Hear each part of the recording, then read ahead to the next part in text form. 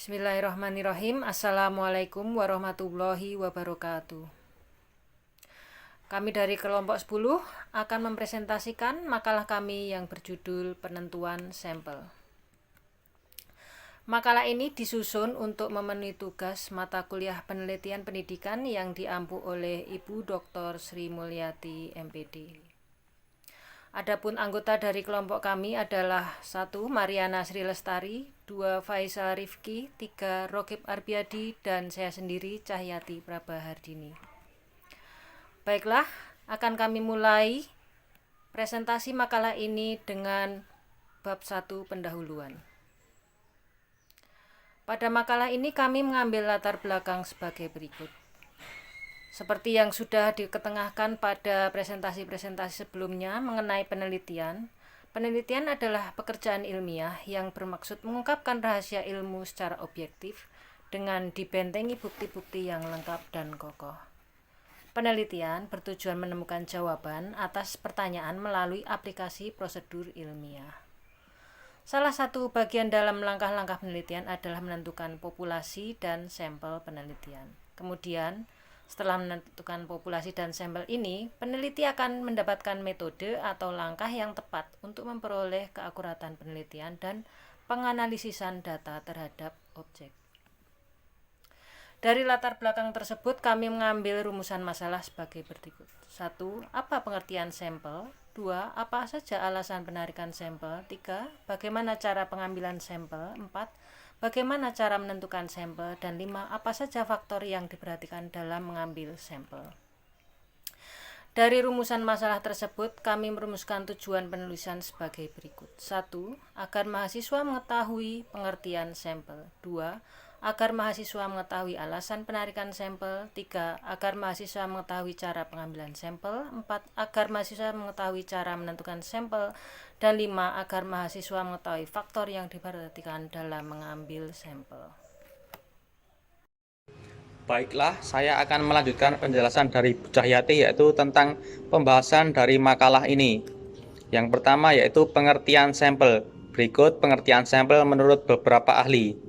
Yang pertama, Suhartono. Sampel ialah bagian dari populasi yang akan diteliti dan dianggap mampu menggambarkan populasi. Menurut Jarwanto, sampel adalah sebagian dari populasi yang karakteristiknya hendak diteliti. Menurut Sugiono, sampel adalah suatu bagian dari keseluruhan serta karakteristik yang dimiliki oleh sebuah populasi. Menurut Arikunto, sampel adalah sebagian atau sebagai wakil populasi yang akan diteliti. Menurut Nana Sujana dan Ibrahim, sampel adalah sebagian dari populasi yang dapat dijangkau serta memiliki sifat yang sama dengan populasi yang diambil sampelnya tersebut. Sehingga dapat disimpulkan bahwa pengertian sampel adalah bagian dari populasi yang dipelajari dalam suatu penelitian dan hasilnya akan dianggap menjadi gambaran bagi populasi asalnya, tetapi bukan populasi itu sendiri. Selanjutnya adalah alasan penarikan sampel. Ada 6 alasan penarikan sampel. Yang pertama yaitu ukuran populasi. Yang kedua, faktor biaya. Yang ketiga, faktor waktu. Yang keempat, percobaan yang sifatnya merusak atau mengganggu. Yang kelima, faktor kecermatan penelitian. Dan yang terakhir adalah faktor ekonomis. Selanjutnya, cara penarikan sampel. Cara penarikan sampel ada 7 langkah. Yang pertama yaitu menentukan tujuan penelitian. Yang kedua, menentukan populasi penelitian. Yang ketiga, menentukan jenis data yang diperlukan. Yang keempat, menentukan teknik sampling. Yang kelima, menentukan besarnya sampel atau sample size. Yang keenam, penentuan unit sampel yang diperlukan. Dan yang terakhir adalah memilih sampel. Selanjutnya, jenis pengambilan sampel. Jenis pengambilan acak ada 5. Yang pertama yaitu pengambilan sampel acak sederhana. Adalah suatu teknik pengambilan sampel yang menggunakan kaidah peluang dalam proses penentuan sampel. Yang kedua, pengambilan sampel acak sistematis, yaitu suatu metode pengambilan sampel di mana hanya unsur pertama saja dari sampel dipilih secara acak. sedangkan unsur-unsur selanjutnya dipilih secara sistematis menurut pola tertentu. Yang ketiga, pengambilan sampel acak berstrata.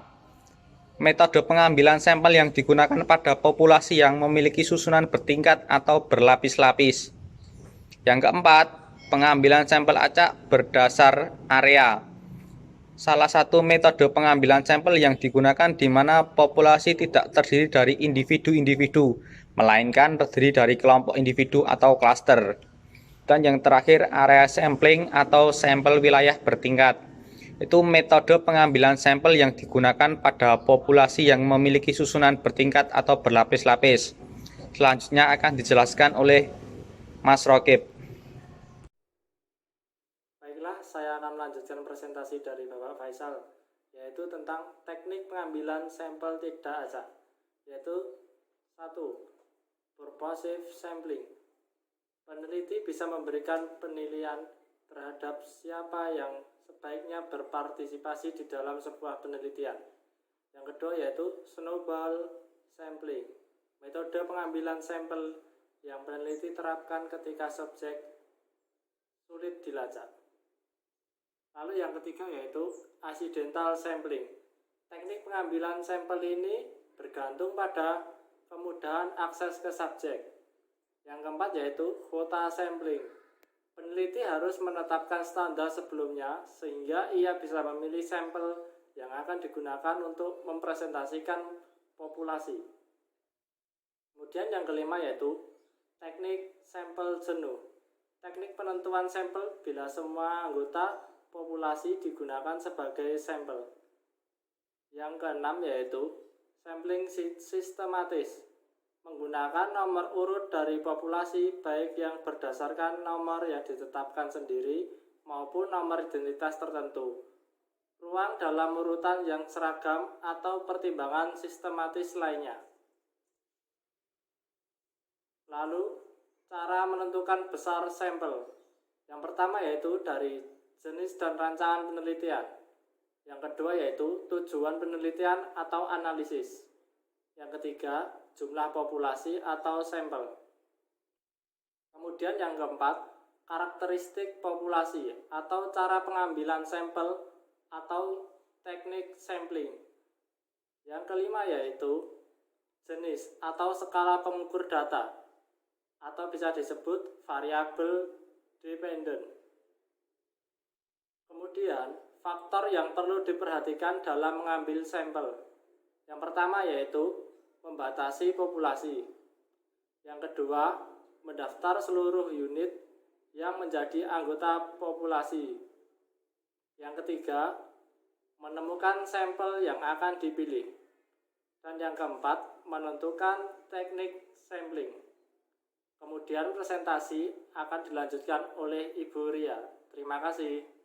Masuk pada bab terakhir yaitu bab ketiga bagian penutup. Kesimpulan dari makalah yang sudah kita buat, sampel adalah bagian dari populasi yang dipelajari dalam suatu penelitian dan hasilnya akan dianggap menjadi gambaran bagi populasi asal tetapi bukan populasi itu sendiri.